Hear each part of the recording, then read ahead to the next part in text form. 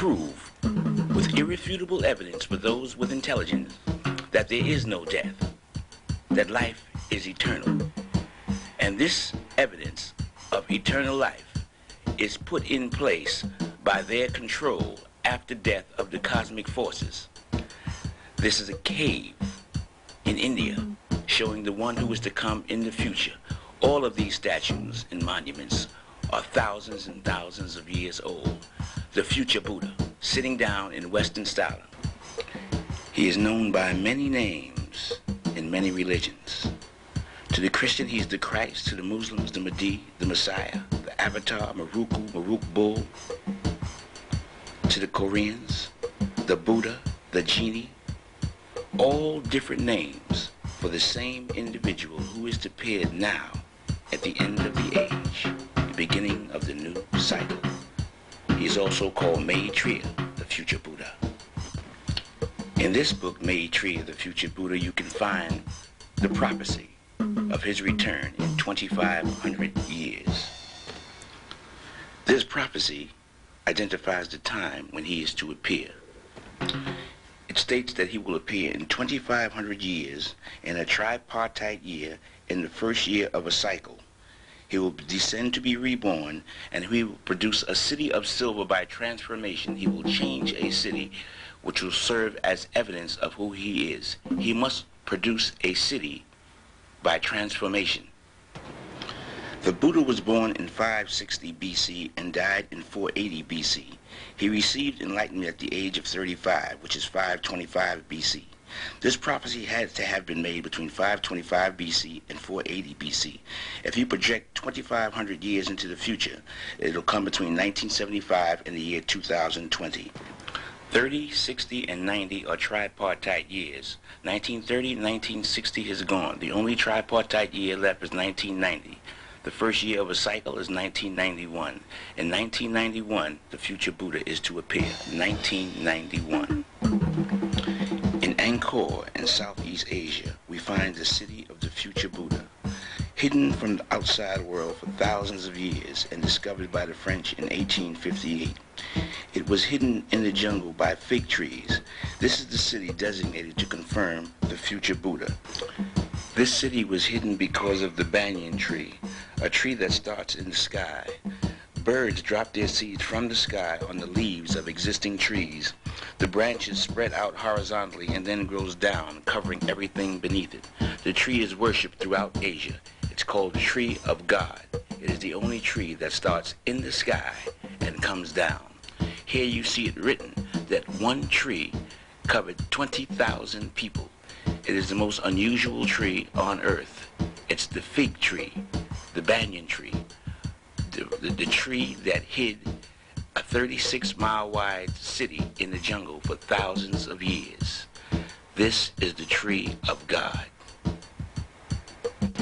Here it is explained that the tree spreads indefinitely and it is not known to die. It's the tree of immortality.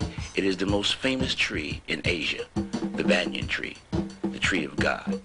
This is an artist's depiction of the city of the future Buddha, a city of stone, a stone Bible of the religious teachings of the Africans of Asia. This is the entrance to the temple called I.N.K. An 8-mile perimeter covers the city. This picture shows you how the tree starts in the sky and the roots come down, covering that face which you see. Those are roots from the tree which started in the sky, covering the face on a tower. There are 50 towers in this city with faces of the future Buddha. This is a close-up on the future Buddha's face with the roots which started in the sky and came down to cover it. The fig tree. This is a picture of that particular city, a map showing you the 36-mile perimeter. And there's a 7-mile perimeter around this city of I.N.K. This is the city which we will focus on, the Bayonne, the central temple of I.N.K. This city is viewed as a Bible, a sermon in stone. As you can see, it was built by men to confirm and serve as evidence, irrefutable evidence, of the future Buddha. that the Africans of Asia who built this here, they knew and wrote the future before it happened, and that the future Buddha would use these stone images of himself, these 50 stone-faced towers, skyscrapers in the sky, stone monuments, a Bible on the walls to confirm his identity, hidden in the jungle for thousands of years. Even though the city was sacked of its riches when it was discovered by the French, it still bears mute testimony to the teachings of the black people, the Africans of Asia. These stone-faced monuments are depictions of the one to come. There are 50 towers telling you that this one, the future Buddha, who you see here, would be in a tower. The 50 towers representing the 50 states of the United States before they were ever discovered. The lions on the outside also bear testimony, since there are no lions in Asia. The lions came from Africa. These are African lions. This map shows you all the animals of Asia. The lion is not an indigenous animal. The tiger is.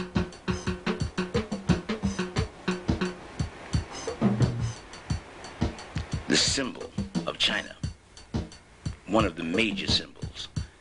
It's the symbol of the Asian society for all the people of Asia, the lion, testimony to the influence of the Africans of Asia.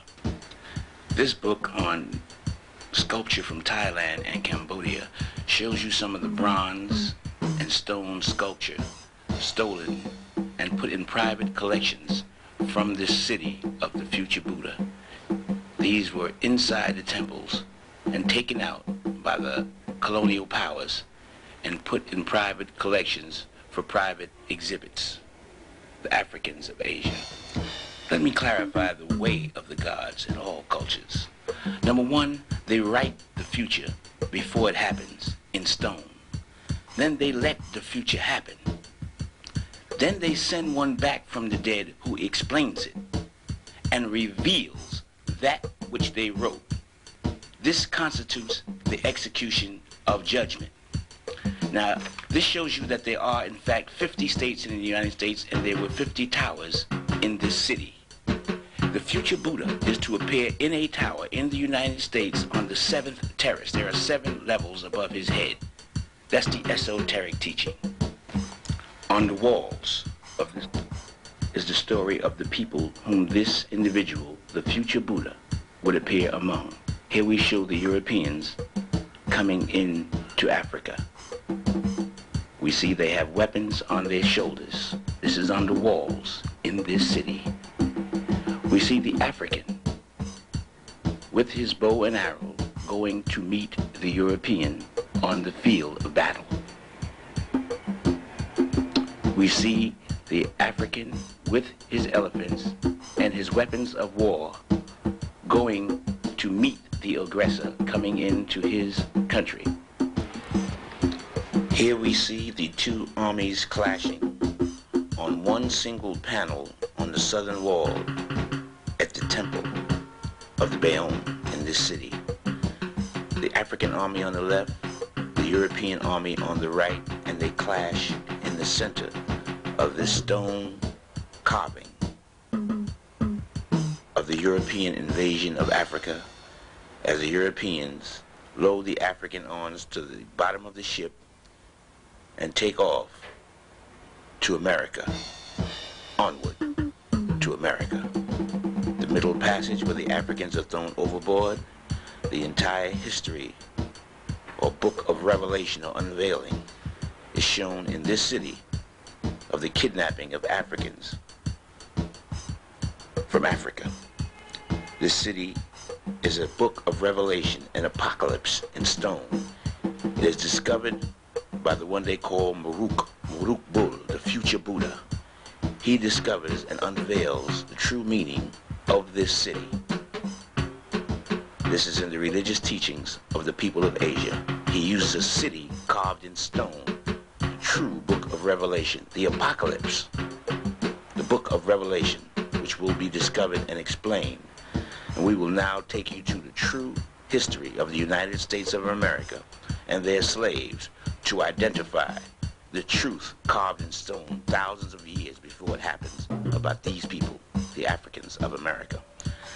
This document, this is the true document of the slave trade from Great Britain or the British House of Commons.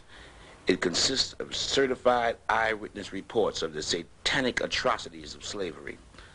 The fact that it was a conspiracy is evident by the pattern of punishment and the systematic step-by-step method in which it was applied for over 400 years. It is an orgy in the infliction of pain.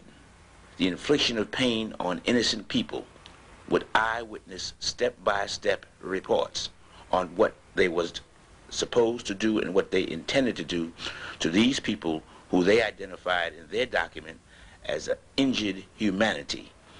They meant to injure these people, and this was their intent. They referred to them as injured humanity. Christians did this to the children of Africa.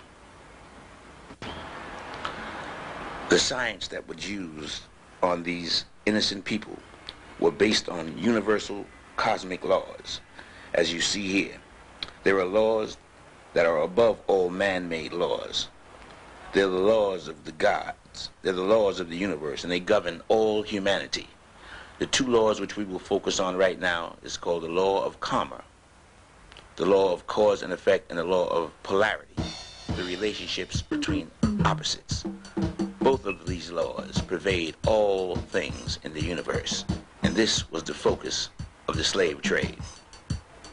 We all know about crack. If a woman takes crack, we now know that that same addiction will be born into her babies. Crack addiction in the mother is born into the child. This natural law, the law of rebirth, the law of karma, the law of cause and effect, was used on the slave in a corrupted method, in a corrupted manner.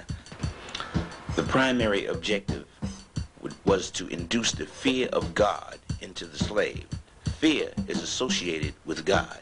If you fear someone, that person in your subconscious is viewed as God.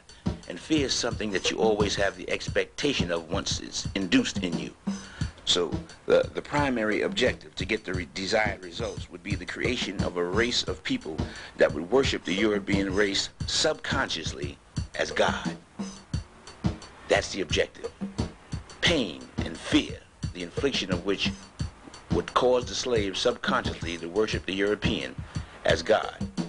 And this was the tools that they would use, the tools of instruction, their kit for a step-by-step infliction of pain on the innocent slave, so that the slave's children would eventually worship the European as God in their subconscious, but never consciously know what they were doing.